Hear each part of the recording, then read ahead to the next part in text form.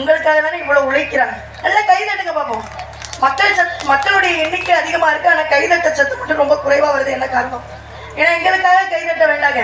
கை தட்டுவதற்குள்ளாக நிறைய நன்மைகள் இருக்கு. கை தட்டுவதன் மூலமாக மனம் என்பது மகிழ்ச்சி பெறுகிறதாம், மனம் என்பது அமைதி பெறுகிறதாம், மூளைக்கு ஓடக்கூடிய நரம்பு மண்டலங்கள் எல்லாமே சீராக ஓடக்கூடிய தன்மை பெறுகிறதாம். அது மட்டும் கிடையாதுங்க. காய்ச்சல், சளி, தலைவலி அப்படின்னா எல்லாருமே மருத்துவமனைக்கு போறோம் இல்லையா? உதாரணத்துக்கு காய்ச்சல்னு போறோம்னு வச்சுங்களேன், முதல்ல என்ன பண்ணுவாங்க, தெர்மாமீட்டர் வச்சு பரிசோதனை பண்ணி பார்ப்பாங்க. அதிகப்படியான காய்ச்சல் இருந்தது அப்படின்னா உடனடியாக என்ன பரிசோதனை எடுத்துட்டு வர சொல்லுவாங்க? ரத்த பரிசோதனை எடுத்துட்டு வர சொல்லுவாங்க இல்லையா? நம்ம என்ன நோயின்னு மருத்துவமனைக்கு போயிட்டாலுமே முதல்ல என்ன டெஸ்ட் எடுத்துட்டு வர சொல்லுவாங்க? பிளட் டெஸ்ட் எடுத்துட்டு வாங்கன்னா முதல்ல சொல்லுவாங்க. எதற்காக அப்படின்னு பாத்தீங்கன்னா, நம்ம மனித உடலில் ஏதாவது கிருமிகள் இருந்தால் அது முதலில் கலக்கக்கூடிய ரத்தத்தில் சிறுநீரில் தான் முதல்ல கலக்குமா. அப்ப நம்ம நல்ல கை தட்டுவதன் மூலமாக மனித உடலில் ஓடக்கூடிய ரத்தத்தில் ஏதாவது கிருமிகள் கலந்திருந்தால் அது கலந்து கரைந்து சிறுநீர் வழியாக வெளியேறுமா. எவ்வளவு பெரிய விஷயம் பாத்தீங்களா ஐயா? அது மட்டும் கிடையாது, சர்க்கரை நோய் அப்படிங்கிற ஒரு நோய் ரொம்ப பிரபலமான ஒரு நோய் ஆயிடுச்சு. பிறந்த குழந்தைகள் இருந்து பெரியவங்க வரைக்கும், பிறந்த குழந்தைகள் இருந்து பெரியவங்க வரைக்கும் எல்லாருக்குமே இயல்பாக இருக்கக்கூடிய ஒரு நோய் என்ன அப்படிங்கிறீங்கன்னா சர்க்கரை நோய் தான். இந்த சுகர்னு சொல்றோம் இல்லைங்களா? அப்படின்னா என்ன, மனித உடலில் என்ன நடக்குதுன்ற விஷயத்தை நம்ம எல்லாருமே முதல்ல தெரிஞ்சுக்கணும். மனித உடலில் ஓடக்கூடிய ரத்தத்தில் இன்சுலின் என்று சொல்லப்படக்கூடிய ஒரு காரத்தன்மை இருக்குமா, அது நடுநிலையாக இல்லாமல் அதிகரிப்பதும் குறைவதும் தான் இந்த சர்க்கரை நோய்க்கான காரணம். அப்ப நம்ம நல்ல அழுத்தமாக கை தட்டுவதன் மூலமாக மனித உடலில் ஓடக்கூடிய ரத்தத்தில் இருக்கக்கூடிய இன்சுலினுடைய தன்மையாகப்பட்டது நடுநிலையாக வைத்திருக்கக்கூடிய தன்மை பெறலாம். அதாவது சர்க்கரை நோயை இல்லாமல் போவதற்கான வாய்ப்பு கை தட்டுவதன் மூலமாக அமைதுன்னு நான் சொல்லல, மருத்துவ ஆராய்ச்சியாளர்கள் சொல்கின்ற ஒரு உண்மை. அதனாலதான் நம்மளுடைய முன்னோர்கள் என்ன பண்ணாங்க, திருவிழாவை அமைத்து முளைப்பாரியை நடுவில் வச்சு அனைவரும் கும்மி அடிக்கக்கூடிய பழக்கத்தை எதற்காக கொண்டு வந்தாங்க? மனித உடலுக்கு ஆரோக்கியம் என்ற வகையில். நம்ம எங்க முன்னோர்களை மறந்துட்டோம், முன்னோர்கள் சொல்லிக் கொடுத்து போன பழக்க வழக்கத்தையும் மறந்துட்டோம். அதனால புதுமையான நோய்களுக்கு காரணமே. எங்களுக்காக நீங்க கை தட்டவே வேண்டாம். உங்களுடைய உடல் நலத்திற்காக நல்ல நீடோடி ஆரோக்கியத்தோடு வாழணும் அப்படின்னு அந்த ரத்தின கிரீஸ்வரையும் அந்த ரத்தின அம்மாளையும் மனதில் நினைத்துக் கொண்டு நல்ல கை தட்டுங்க பார்ப்போம். முன்னாடி விட சவுண்ட் பண்ணுது. இதுவே வாழ்க்கையினுடைய முதல் வெற்றியா பாக்குற மாதிரி இருக்கு. பரவாயில்ல, ஏன்னா இந்த உலகமே சுயநலத்துல தானே ஓடிக்கிட்டு இருக்கு. வணக்கம், தெய்வீகமான இந்த திருச்சபைக்கு ஸ்ரீ வள்ளி என்ற கதாபாத்திரத்தை ஏற்றடிக்கும் திண்டுக்கல் காயத்ரியின் அன்பு பணிவும் கலந்த வணக்கம். அகர முதலெல்லாம் ஆதிபகம் முதிர்ச்சி உலகு என்ற பொழுதில் பிரித்தவர்க்கும் தன் மகனை சான்றோடு என கேட்ட தாய் என்ற தத்துவங்களை அறிந்து அதன்படி நடந்து மாதா பிதா குரு தெய்வம் அவர்களின் அருளாசி பெற்று நெல்லுக்கிரைத்தினை வாய்க்கால் வழியோடி புல்லுக்கும் ஆங்காங்கே பசிமாம் தொல்வுலகில் நல்லார் உலரில் ஒருவர் அவர் பொருட்டு எல்லோருக்கும் பெய்யும் மழை என்ற அவ்வையின் பொன்மொழியின்படி வாழ்ந்து கொண்டிருக்கும் பெரியோர்கள், தாய்மார்கள், விழா கமிட்டியாளர்கள் மற்றும் அனைத்து நாடக கலா ரசிகர்களுக்கும் மீண்டும் எனது வணக்கம். நமது நாடும் நாட்டு மக்களும் ஊரும் ஊர் மக்களும் 16 செல்வங்களாகிய புகழ், கல்வி, வழி, வெற்றி, நன்மக்கள், பொன், நல்லூர், நிகழ்ச்சி, அறிவு, அழகு, இளமை, துணிவு, நோயின்மை, வாழ்நாள் என்று சொல்லப்படக்கூடிய 16 செல்வங்களை பெற்ற பெருவாழ்வு வாழ வேண்டும் என்பதற்காக என் குலக்கடவுளாகப்பட்ட முருகப்பெருமானை வணங்க வேண்டும். அந்த திருச்செந்தூர் முருகனை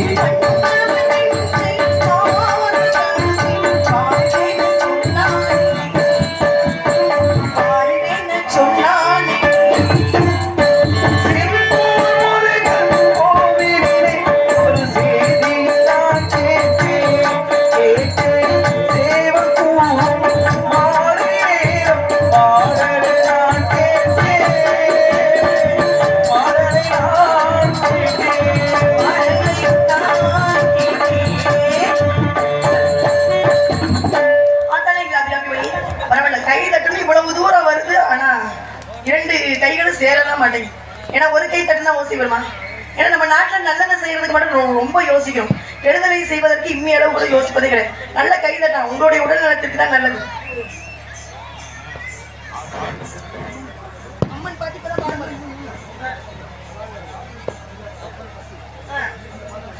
பாடிடலாம் பாடிடலாம். ஏன்னா அம்மன் பாட்டு கேட்டு அன்பளிப்படுத்தி இருக்கிறார்கள். அவர்களுடைய குடும்பத்தார்கள் அனைவருமே முருகப்பெருமானுடைய அருள்காட்சி வாழணும் அப்படின்னு கேட்டுக்கிறேன். கொஞ்சம் வந்து தொந்தரவு பண்ணாம உட்காந்தீங்க அப்படின்னா அன்பளிப்பு கொடுங்க, ஒன்றும் தவறே கிடையாது. ஆனா பெயர் என்ன? உங்களுடைய பெயர் முருகனா?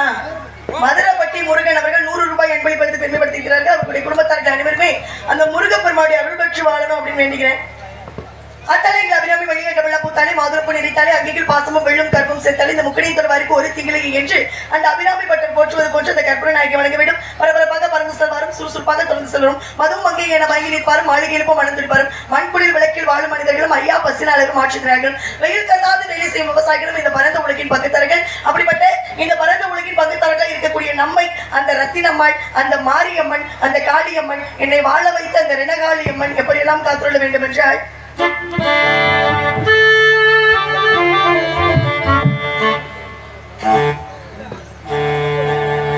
வரமளித்து உலகெல்லாம் வாழ வைக்க வந்தவளே, கரம் குவித்து வேண்டுகின்றோம் காத்திடுவாய் கருமாரி, காத்திடுவாய் கருமாரி.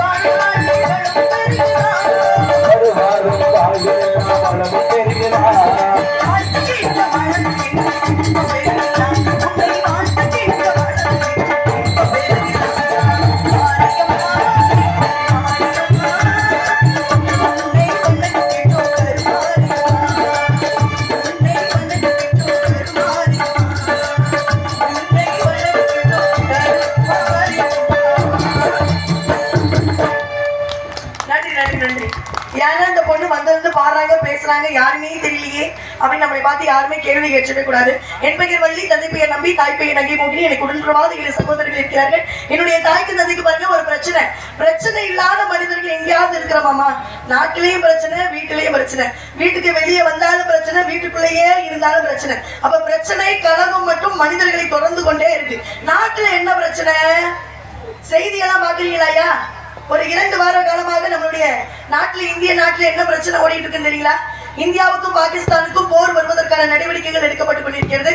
அமெரிக்காவுக்கும் சீனாவுக்கும் போர், உக்ரைனுக்கும் ரஷ்யாவுக்கும் போர். இப்படி எத்தனையோ நாடுகளில் பிரச்சனைகள் இருந்தாலும் என்னுடைய தாய்க்கும் தந்தைக்கு என்ன பிரச்சனை அப்படின்னு பாத்தீங்கன்னா, பிறந்த 7 பிள்ளைகளுமே இப்படி ஆண் பிள்ளைகளாக போயிட்டாங்களே, நம்மளுடைய முதுமை காலத்தில் நம்மை காப்பதற்கு ஒரு பெண் பிள்ளை கூட இல்லையே அப்படின்னு ரொம்ப வருத்தப்பட்டு இருந்தாங்க. அப்படி வருத்தப்படும் சமயத்தில் வள்ளி கிழங்கு தோண்டிய பள்ளத்தில் என்னை கண்டெடுத்து வள்ளி என நாம மட்டும் செல்லமாக கண்ணும் கருத்துமாக வளர்த்து வருகிறார்கள். அதை கூறுவதற்காக காத்துட்டு இருக்காங்க. அவங்க அப்படியே காத்துட்டு இருக்கட்டும், நான் வந்து வேலையை செய்யணும் இல்லையா? ஏன்னா தொடர்ந்து ஒரு 3-4 பாடல்களை பாடிட்டு உள்ள போறது அப்படிங்கிறது ரொம்ப எளிமையான விஷயங்க.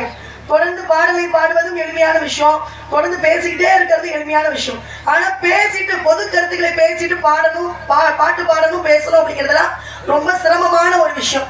என்னதான் பிஇ முடித்திருந்தாலும், அசஞ்சர் டெக்டான் என்று சொல்லப்படக்கூடிய மிகப்பெரிய நிறுவனங்களிலே பணிபுரிந்திருந்தாலும், ராஜ் டிவியிலே தொகுப்பாளினியாக பணிபுரிந்திருந்தாலும், திண்டுக்கல் லியோனி அவர்களுடைய பட்டிமன்றத்திலே பேச்சாளராக இருந்தாலும், திரைப்படங்களில் நடித்திருந்தாலும், பள்ளிக்கூடத்திலே ஆசிரியராக பணிபுரிந்திருந்தாலும், இன்று உங்கள் முன் நாடக மேடை ஏறி நிற்பதற்கான காரணம் என்ன அப்படின்னு கேட்டீங்கன்னா, மக்களுக்கு தெரியாத பல நல்ல கருத்துக்களை, பொது கருத்துக்களை மக்களுக்கு விழிப்புணர்வு ஏற்படுத்தணும் அப்படிங்கிற ஒரு பொது சிந்தனை தான். எப்படி அவ்வை பிராட்டி தமிழுக்கு தொண்டு செய்தாலோ அதை போன்று இந்த திண்டுக்கல் காயத்ரி தமிழ் மக்களுக்கு தொண்டு செய்ய வேண்டும் என்ற காரணத்திற்காகவே மேலே ஏறி இருக்கிறேன். உழைப்பதற்கு நான் தயாரா இருக்கேன். அதை கேட்டு பயன்பெறுவதற்கு நீங்க எல்லாம் தயாரா இருக்கீங்களா? கூட்டம் நிறைய இருந்தாவே என் மனதுக்குள்ள ஒரு சஞ்சலமா இருக்கும். கவனிக்கிறாங்களா இல்லையான்னு என்னால கவனிக்கவே முடியாது. நீங்க எல்லாம் கவனிக்கிறீங்களா ஐயா? ஏன்னா காயத்ரி மந்திரம்னு இருக்கு. அனைத்து தெய்வத்திற்குமே அடிப்படையான மந்திரம் என்ன அப்படின்னு கேட்டீங்கன்னா காயத்ரி மந்திரம் தான். குரு பிரம்மா, குரு விஷ்ணு, குரு தேவோ மகேஸ்வரக, குரு சாட்சா பரபிரம்மா தஸ்மை ஸ்ரீ குருவே நமக அப்படின்னு சொல்லக்கூடிய ஹயகிரிவருடைய காயத்ரி மந்திரம் இருந்தாலும், இந்த திண்டுக்கல் காயத்ரிக்குன்னு ஒரு தாரக மந்திரம் இருக்கு. அது என்ன தெரியுங்களாமா? வாங்குகின்ற வருமானத்தை விட அதிகமாக உழைக்கணும். அதுதான் என்னுடைய தாரக மந்திரமே. உழைப்பதற்கு நான் தயாரா இருக்கேன். கேட்டு பயன்படுவதற்கு நீங்களா தயாரா இருக்கீங்களா? இல்லையே, சத்தம் பத்தலையே. யார்கிட்ட கடையில எதுவும் வாங்கியிருக்கீங்களா? கடனே வாங்கியிருக்கிறதா சொல்லுங்க. காலையில வட்டியோட கொடுத்து போறேன் வருமானத்தை வாங்கி. அதுக்காக இப்படி என்னைய முறைச்செல்லாம் பார்க்க கூடாது. உங்க குடும்பத்துல ஒரு பெண்ணு நான். அதனால சொல்கின்ற விஷயத்தை உள்வாங்க வேண்டும். நல்ல ஆழமாக செவி கொடுத்து கவனிக்கணும். கவிஞர் கண்ணதாசன் நம்மளுடைய வாழ்நாட்களே தத்துவ பாடல்கள் எடுக்கிறாங்க. நம்மளுடைய கண்களுக்கு முன்பாக வருவது கவிஞர் கண்ணதாசன் மட்டும்தான். மிகப்பெரிய ஞானி, மிகப்பெரிய அறிவாளி. வாழ்க்கை இப்படித்தான் வாழ வேண்டும் என்று பல தத்துவ பாடல்கள் நமக்கெல்லாம் கொடுத்து போனவர். ஆனா அவர்னாலேயே வாழ்க்கையை மன நிம்மதியோடு வாழ முடியல அப்படிங்கிறத உண்மையான விஷயமே. அவருடைய பாடலில் எனக்கு பிடித்த பாடலை பாடிவிட்டு ஒரு சிறிய நிகழ்வு.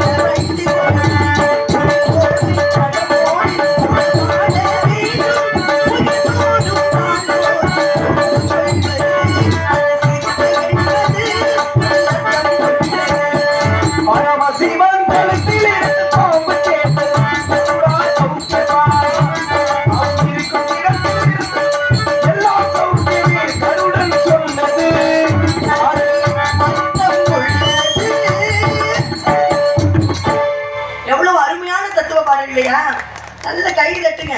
அப்பதான் நீங்க ஆர்வமா இருக்கீங்க. நான் இன்னும் அதிகமா தொழில் செய்ய முடியும்.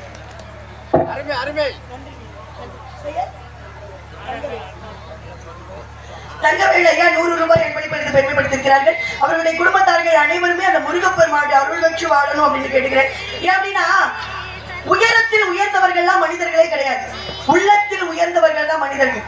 எல்லார்ட்டையும் பணம் இருக்கு. பணம் இல்லாம யாராவது உட்கார்ந்துருக்கமா? கிடையவே கிடையாது. ஆனா இந்த பணத்தை கொடுக்கணும்ன்ற மனம் இருக்கு பாருங்களேன், அது சிலருக்கு மட்டும்தான் இருக்கும். அதனால அன்பளிப்பு கொடுக்கணும்ன்ற மனம் இருந்தா தாராளமா வந்து கொடுக்கலாம். அதனால ஒரு சிறிய நிகழ்வை பகிர்ந்துக்கிறேன்.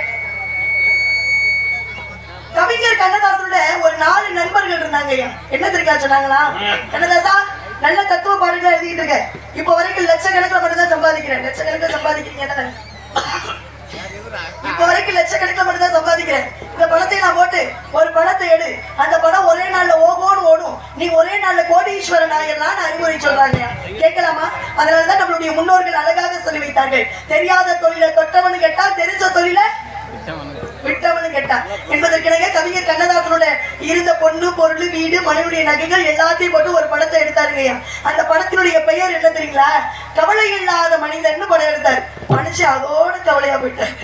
ஏன்னா அவ்வளவு பெரிய கோடீஸ்வரர், ஆனா இறக்கும் போது கடனாளியாக இறந்தார் என்பது உண்மையான விஷயம். குடும்பத்துல கடன் வாங்க ஆரம்பிச்சிட்டோம் அப்படின்னா வறுமையும் கூட சேர்ந்தே வந்துடும். வறுமை வந்துருச்சு அப்படின்னா மன நிம்மதி இல்லாம போயிடும் குடும்பத்துல. அப்ப மனைவி சொல்லி அனுப்புறாங்க, ஏங்க குடும்பத்துல ரொம்ப வறுமையா இருக்கு, வாங்குற வறுமை எவ்வளவுதான் வருமானம் வாங்கினாலும் கடன் கட்டவே முடியாது. என்ன பண்றது? அதனால நீங்க என்ன பண்றீங்க, உங்க கூட பிறந்த அண்ணன் போய் ஏதாவது காசு பணம் இருந்தா உதவிக்கு வாங்கிட்டு வாங்கன்னு கவிஞர் கண்ணதாசன் அனுப்பி வைக்கிறாங்க. கவிஞர் கண்ணதாசனுக்கும் நம்பிக்கை, கூட பிறந்த அண்ணன் தானே உதவி செய்யாம போயிடுவாரா அப்படின்ற நம்பிக்கையோடு போகிறார். ஆனா கவிஞர் கண்ணதாசனுக்கு கிடைத்ததோ பணம் கிடையாது, ஏமாற்றம் மட்டுமே கிடைத்தது. நமக்கெல்லாம் கோபம் வந்தா கையில என்னங்க எடுப்போம்? அருவா, கத்தி, கடப்பார, மஞ்சட்டி, கொரடு என்ன பக்கத்துல இடத்துல எடுக்க வேண்டியது. அருவா கத்தி எல்லாம் சரி, அது எதுக்கு மண் சட்டி கொரடெல்லாம் இருக்கு? எது இருக்க எடுத்துட வேண்டியதா அப்படிங்கிறார். சரியா? இது தவறு. கத்தியை தீட்டாதே புத்தியை தீட்டு அப்படின்றாங்க. கத்தியின் முனையை விட பேனாவின் முனை கூர்மையானது. அருவாள வச்சு சண்டை போடுவதை விட அறிவால் சண்டை போடுவதே சிறந்த மனிதன். வன்முறை எதற்குமே தீர்வாகாது. கவிஞர் கண்ணதாசனுக்கு கோபம் ஒரு வேளையில் பேனாவை எடுத்தார். அப்போது கிடைத்தது இந்த பாடல்கள் அனைத்துமே. அண்ணன் என்னடா தம்பி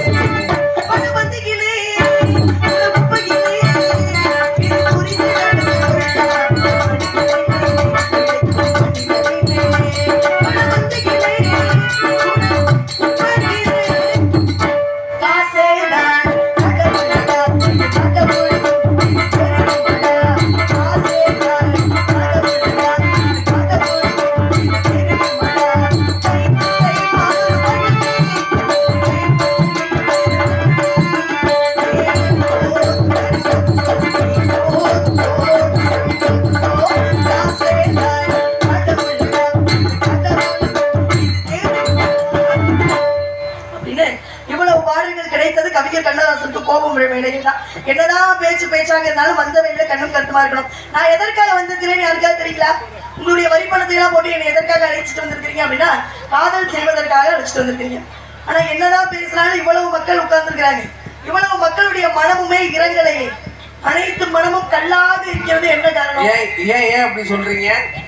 ஏன் அப்படின்னா இவ்வளவு பேசுறோம், இவ்வளவு தத்துவமான விஷயத்தை எல்லாம் சொல்றோம். ஆனா மக்களுடைய மனம் இன்னும் பணம் அன்பளிப்பு கொடுக்கக்கூடிய நிலைக்கு வரலையே. என்ன காரணம்? இல்ல டிஜிட்டல் இந்தியா மாதிரி. ஏன்னா மக்கள் கையில பணம் இருக்காது. ஏன்னா பிரதமர் மோடி டிஜிட்டல் இந்தியா ஆக்கிட்டாருன்னு சொல்றீங்களா? அதனால ஒண்ணு கவலையே படாதீங்க. 100 200 சில்லறை இல்லமா அப்படின்னாலும் ஒண்ணு கவலைப்படாதீங்க. 500 1000 இருந்தாலும் தாராளமா வாங்கக்கூடிய அளவிற்கு மனப்பக்குவம் என்கிட்ட இருக்கு. அப்படி கையில காசு இல்லாம போன்ல தான் இருக்குனாலும் ஒன்றும் பிரச்சனை கிடையாது. Google Pay, PhonePe, Paytm, all ஆன்லைன்ல டிரான்சாக்ஷன்ஸ் ஆர் அவைலபிள் ஹியர். நீங்க எப்ப வேணாலும் வந்து உங்களுடைய அன்பை தெரிவிக்கலாம். அதனாலதான் எம்ஜிஆருடைய பாடல்ல ஒரு வரி இருக்கும், என்னதான் பணம் நிறைய இருக்கும் மனிதர்களிடம் கொடுக்கக்கூடிய மனம் இல்லை அப்படின்னு பாடியிருப்பார். ஒரு பாடல் கவிஞர் கண்ணதாசனுடைய வரிகள்ல, கொடுத்ததெல்லாம் கொடுத்தான் அதை யாருக்காக கொடுத்தான், ஒருத்தருக்காக கொடுத்தான், ஒருத்தருக்காக கொடுத்தான்.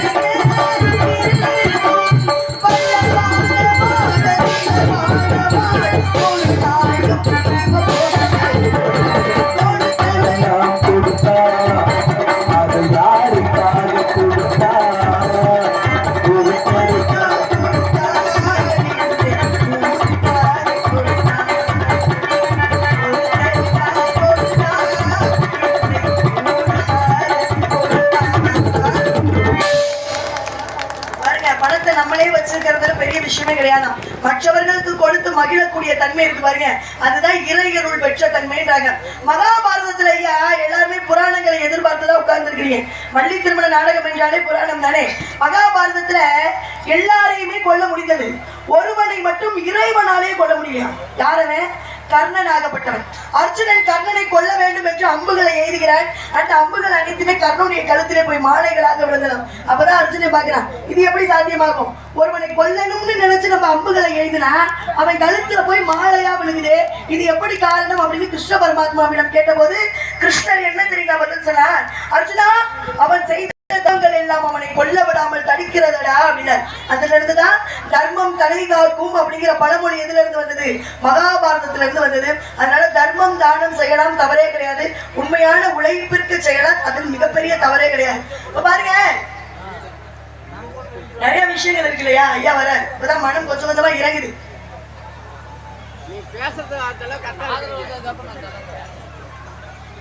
ஆசிரியர் முருகனை காதல் செய்யும் விதமாக ஒரு முருகன் பாடு கே இளங்கோவன் ஆசிரியர் அவர்கள் அன்பளிப்படுத்தி பெருமைப்படுத்தி இருக்கிறார்கள். திண்டுக்கலா? பரவாயில்ல, நம்ம மாவட்டத்திலிருந்து ஒருத்தர் வந்திருக்கிறார். பரவாயில்ல, வாழ்த்துக்கள், பெருமை. அவர்களுடைய குடும்பத்திற்கு அனைவரும் முருகப்பெருமாளுடைய அருள் பற்றி வாழணும் அப்படின்னு வேண்டி விரும்பி கேட்டுக்கொள்கிறேன். பாருங்க, நிறைய விஷயங்கள் இருந்தாலும் காதல் செய்யணும் அப்படின்ற நோக்கம் தான். அப்பேற்பட்ட காதல் எப்படி இருக்கணும்? மனிதர்கள் உணர்ந்து கொள்ள இது மனிதர் காதல் அல்ல, அதையும் தாண்டி புனிதமானது, தெய்வீகமானது, உணர்வு பூர்வமானது. அப்பேற்பட்ட காதலுக்குரிய காதலன் எங்கதான் இருக்காரு? இந்த கூட்டத்துக்குள்ளதான் இருக்கிறார். என்னை ரசித்துக் கொண்டிருக்கிறார், என் தமிழை ருசித்துக் கொண்டிருக்கிறார். ஒரு பெண்ணுக்கு காதல் வந்துருச்சுன்னு வச்சுக்கோங்களேன், அம்மா இங்க கவனிங்களேன், அம்மா ஒரு பெண்ணுக்கு காதல் வந்துருச்சுன்னா என்ன எப்படி எல்லாம் பெருமையா பேசுவாங்க. என் காதலன் மாதிரி பெருமையானவே, அருமையானவே, அன்பானவே இந்த உலகத்திலே கிடையாதும்பாங்க. அதெல்லாம் காதல் செய்யும் போது மட்டும்தான் தெரியும். திருமணத்துக்கு அப்புறமா தான் அவனுடைய உண்மை முகம் தெரியும் இல்லையா? நான் இப்படியெல்லாம் என் காதலை பற்றி பெருமை பேசணும்னு விரும்பல, அவருடைய சாதனைகளை எடுத்து சொல்லணும்னு விரும்புறேன். அவருடைய சாதனைகளை மட்டும் எடுத்து சொன்னேன்னு வச்சுங்களேன், நீங்களே நினைப்பீங்க பரவாயில்லப்பா, வள்ளி அம்மா பிடிச்சாலும் அப்படி வரணும்ல பதில். பிடிச்சாலும் புளியங்க அம்மா பிடிச்சிருக்காங்கப்பா, ஒட்டுப்பட்டாலும் இருக்கு மனதுக்குள்ள, டக்குன்னு வர மாட்டேங்குது.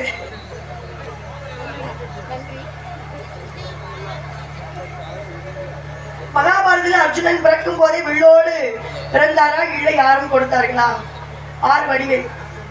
அவருடைய பதிலே நாரதர் வரும்போது நிச்சயமாக சொல்றேன், அது வரைக்கும் காத்திருக்கணும். அன்பளிப்படுத்தி பெருமைப்படுத்தி அண்ணார் அவர்களுடைய குடும்பத்தார்கள் அனைவருமே முருகப்பெருமானுடைய அருள் பெற்று வாழணும் அப்படின்னு வேண்டி விரும்பி கேட்டுக்கொள்கிறேன். பாருங்க, அவருடைய சாதனைகளை எடுத்து சொல்லணும்.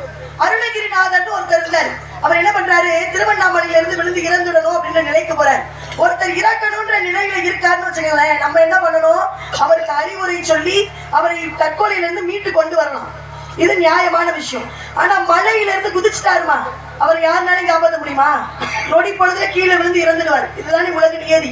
ஆனா அருணகிரிநாதரை தன்னுடைய கைகளில் ஏந்தி, அருணா நீ முத்து முத்தாக பாட வேண்டுமடா என்று சொல்லி என்ன பாட வைத்தார்? திருப்புகழை பாட வேண்டும் என்று காதலிக்கப்பட்டது. முத்தை தருவத்தை திருநகை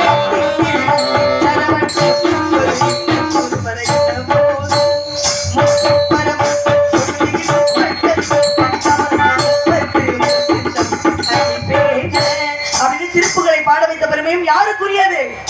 முருகப்பெருமானுக்கே உரியது. இது மட்டும் கிடையாது ஐயா, பாலதேவ கவிராயர்னு ஒருத்தர். இதெல்லாம் படிக்கிறது எவ்வளவு சிரமம் தெரியுமாக்கா? அக்கா இங்க அம்மா இங்க வாங்க, உங்களுக்காக தான் நாடகமே, இல்லைன்னா நான் பேசவே மாட்டேன். பாட்டு உள்ள போயிருங்க. என்ன விரும்புறீங்க? பாட்டு உள்ள போயிடவா? காதல் பாட்டு பாடிட்டு இவ்வளவு விஷயத்தை இப்ப பாட்டு பாடுறது பாருங்க, எல்லாரும் நல்லா சிந்திக்கணும். இப்ப இங்க உட்கார்ந்து இருக்கிற எல்லாருனாலையும் பாட்டு பாட முடியும். மேடை ஏறி பாடுங்கன்னா ஏதோ ஒரு பாட்டை பாடிட முடியும். ஆனா மேடை ஏறி 1 மணி நேரம் பேசுங்கன்னா யாருனாலையும் பேச முடியுமா? பேச்சு திறமைக்கு என்ன பண்ணணும்? பல புத்தகங்களை படிக்கணும். படிப்பது மட்டுமல்லாமல் மனப்பாடம் பண்ணணும். நம்மளுடைய நேரத்தை அதிகமாக புத்தகத்தோடு செலவிட்டால் மட்டும்தான் மேடை பேச்சு என்பது சரளமா வரும். அது மட்டும் கிடையாதுக்கா, இந்த புத்தகத்தெல்லாம் வாங்குறதுக்கு எவ்வளவு செலவு பண்ண வேண்டியதா இருக்கு தெரியுங்களா? வருமானத்தை விட அதிகமா செலவு பண்ணிட்டு இருக்கேன் நான் புத்தகத்துக்கு. அப்படி படிச்சுட்டு வரும்போது கவனிக்கணுமா இல்லையா? பாலதேவ கவிராயர்னு ஒருத்தர். இதெல்லாம் கேட்டுட்டு அன்பளிப்புக்கு மேலே ஏறி வந்து கொடுக்கணும். நீங்க உங்களை தான் பார்த்து பார்த்து பேசிட்டு இன்னும் நிறைய விஷயங்களை கேட்கணும். பாலதேவ கவிராயர்னு ஒருத்தர் கர்நாடகா மாநிலத்தை சேர்ந்தவர். அவர் என்ன நினைக்கிறாரு, தீராத வயிற்று வழியில இருக்கார், தீவிர முருக பக்தர், எங்கேயாவது விழுந்து இறக்கணும்னு போறார். இந்த வயிற்று வழியிலே வாழ்வதை விட எங்கேயாவது விழுந்து இறந்துடலான்னு போறார். எங்க போறாரு? திருச்செந்தூர் கடலுக்கு போறார். போகின்ற வேளையிலே கந்த சஷ்டி விழா ஆகப்பட்டது ஆரம்பிக்கிறது. கடலோரமாக அமர்ந்து முருகப்பெருமானுடைய அருளை பெறணும் அப்படின்னு காத்துட்டு இருக்காரு. அவருடைய கனவில் தோன்றி முருகப்பெருமான் என்ன பாட வைத்தார் தெரியுங்களா? செவ்வாய் வெள்ளி என்று அனைவருடைய வீட்டிலுமே ஒலிக்கக்கூடிய பாடல். என்ன பாடல்? சஷ்டிகை நோக்க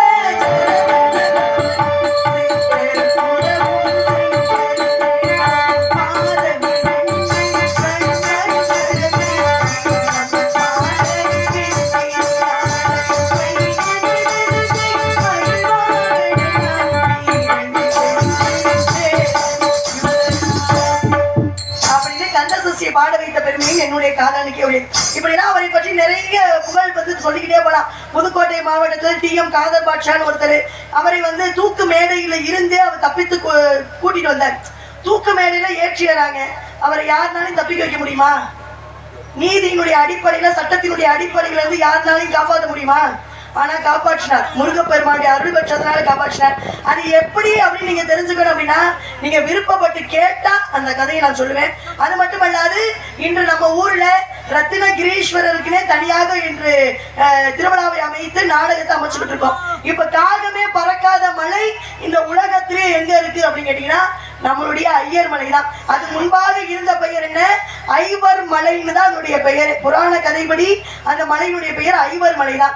அதற்கப்புறம் மருவி மருவி மருவி ஐயர் மலையாக மாறியது. முதல்ல இந்த கரூர் மாவட்டத்துக்கு பெயரே கரூர் கிடையாது, கருவூரார்னு சொல்லக்கூடியது இந்த மாவட்டத்தினுடைய பெயரே. கருவூரார் என்ற பெயர் மருவி மருவி அதற்கப்புறமாக என்ன பெயராக மாறி இருக்கு? கரூர்னு மாறி இருக்கு. புகழ் துணை சோழர் என்று சொல்லப்படக்கூடிய மன்னர் ஆட்சி புரிந்த காலத்துலதான் இந்த மண்ணிற்கு மிகப்பெரிய பெருமையே நடந்திருக்கு. இந்த கரூர் மாவட்டத்துக்கு சிவபெருமான் மீது அருள் பெற்றவங்க இந்த மண்ணிலே ஏராளம். பசுபதீஸ்வரருடைய ஆலயம், அது மட்டும் இல்லாமல் நம்ம ஐவர் மலையில மிக சிறப்பான புராண உண்மைகள்லாம் புதஞ்சு கிடக்கு. இந்த மண்ணில நீங்க எல்லாம் பிறந்திருக்கிறீங்கன்றதே மிகப்பெரிய அந்த சிவபெருமானுடைய அருள் பெற்றதுனாலதான் நீங்க இந்த மண்ணில பிறந்திருக்கிறீங்க. ஒவ்வொரு நபருமே ரத்தினம் தான். இந்த ரத்தினகிரீஸ்வரருக்கு திருவிழாவை அமைத்து நடத்துகின்ற ஒவ்வொரு மக்களுமே என்னுடைய கண்களிலே ரத்தினமாகத்தான் தெரியுறீங்க. அதனால அந்த வரலாறு உண்மைகளை நிறைய பேச காத்துட்டு இருக்கேன். இதே கூட்டம் இப்படியே காத்திருந்து கேட்கணும் அப்படின்னு சொல்லிட்டு காதல் வந்துச்சு அப்படின்னா திருமணம் நடக்கணும். அப்பேற்பட்ட திருமணம்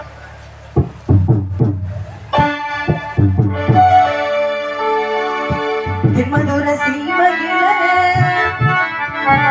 மீனாட்சி கோயிலில கல்யாணம் பண்ணி கொள்ளுங்கோ பொன்னம்மா சொல்லாம அள்ளி கொள்ளுங்கோ. மதுர சீமையில மீனாட்சி கோவிலில கல்யாணம் பண்ணி கொள்ளுவோம் ஏ கண்ணம்மா சொல்லாம அள்ளி கொள்ளுவோம். வார்த்தைக்கு சிக்கவில்லை, நான் என்ன சொல்லு வார்த்தைக்கு சிக்கவில்லை.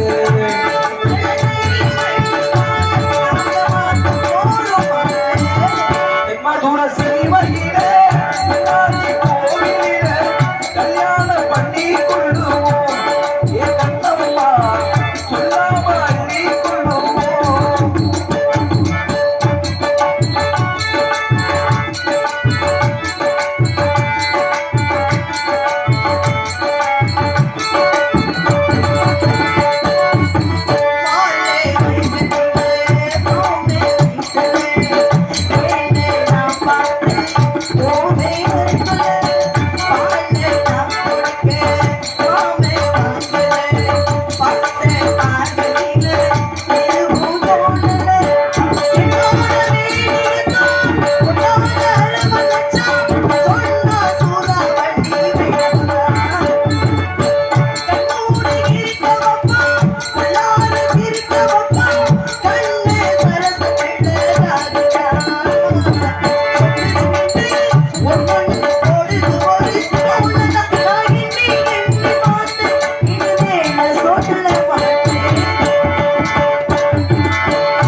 மதுரை சீமையில மீனாட்சி கோவிலில கல்யாணம் பண்ணி கொள்ளுவோம் என் கண்ணம்மா இல்லாம அள்ளி கொள்ளுவோம்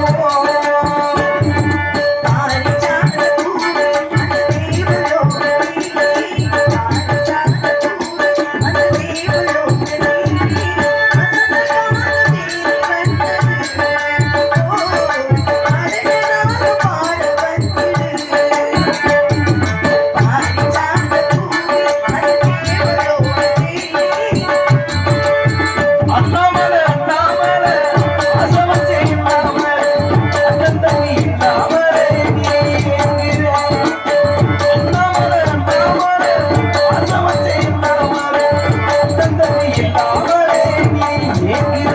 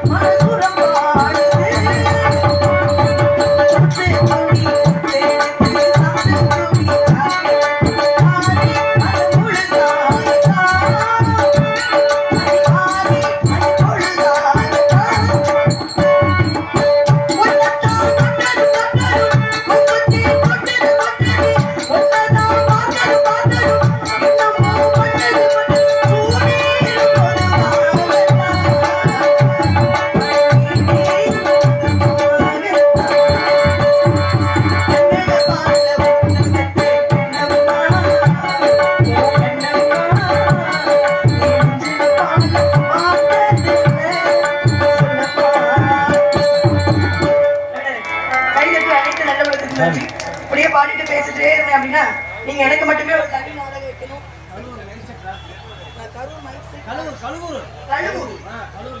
கழுவூரா? கழுவூருக்குனே மிகப்பெரிய ஒரு புராண கதை இருக்கு, நிச்சயமா சொல்றேன். கழுவூர் மைக் செட் ராஜ் அவர்கள் அன்பளிப்பளித்து பெருமைப்படுத்தியிருக்கிறார்கள். அவருடைய குடும்பத்தார்கள் அனைவருமே முருகப்பெருமாடி அருள் பெற்று வாழணும் அப்படின்னு கேட்டுக்கிறேன். அதனால வள்ளி வள்ளி என்று யாரோ அனுப்பவே கேட்கிறது, எதற்காக அழைக்கிறார்கள் என்பதை கேட்டது. மீண்டும் வந்து சந்திக்கிறேன். இப்போ எல்லாம் செட் ஆயிடுச்சு ஓரளவு. பாட்டிக்கு பாட்டெடுத்து நான் பாடுவதை கேட்டாயோ, துள்ளி வரும் வெள்ளையே நீ பொய் தூது சொல்ல மாட்டாயோ, துள்ளி வரும் வெள்ளையே நீ பொய் தூது சொல்ல மாட்டாயோ.